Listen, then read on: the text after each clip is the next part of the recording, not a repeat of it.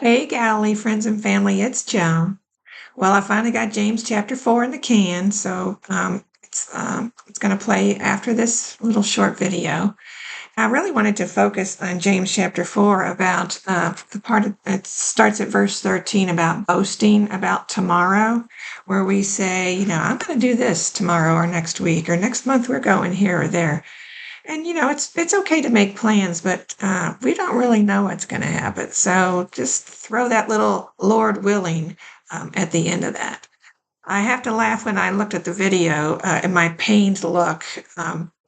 My phone battery was dying, and I really wanted to get this done that day, and I just kept getting so many distractions that I kept losing my place. So I had to keep starting over. And you'll see during this video, my husband comes back to his seat, and I have to pause and I really want to get this done. So I got through it. There's some minor mistakes here and there, but nothing egregious. So um, I do hope that you will be encouraged by what I'm doing here. A friend of mine told me yesterday that she's going to take a stab at Romans chapter 8. She said, I don't think I can do a whole book. I said, you don't have to do a whole book. You don't even have to do a whole chapter. Just start it and see what happens. All right. And I hope the same for you. So enjoy the video, and I'll see you next time I see you. Thanks. James chapter 4. What causes fights and quarrels among you? Don't they come from your desires that battle within you? You want, but you do not get, so you quarrel and fight. You covet, but you cannot have what you want. You do not have because you do not ask God. When you ask Him, you will not get. You cannot have what you want because you ask with wrong motives, that you may spend what you get on your pleasures.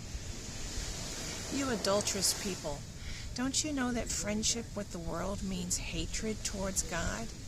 Anyone then who chooses to be a friend of the world becomes an enemy of God. Or do you think that Scripture says without reason that He jealously longs for the Spirit He has chosen to put in us? But He gives us more grace.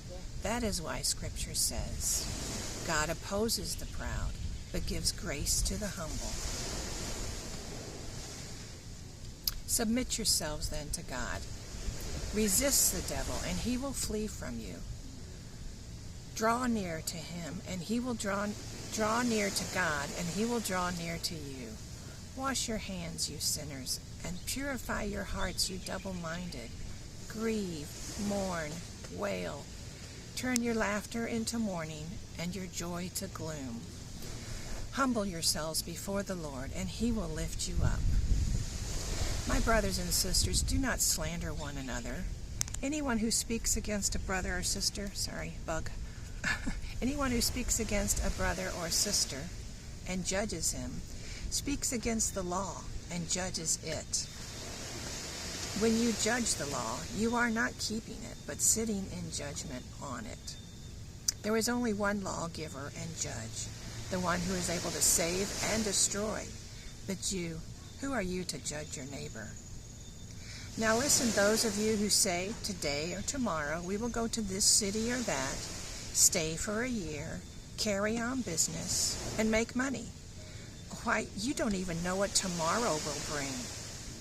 What is your life? You are but a mist that is here for a short time and then vanishes. What you ought to say is, Lord willing, we will live and do this or that. But you boast and brag. All such bragging is sinful. So anyone then who knows the good he ought to do, yet doesn't do it, that is sin for him. The end of chapter 4.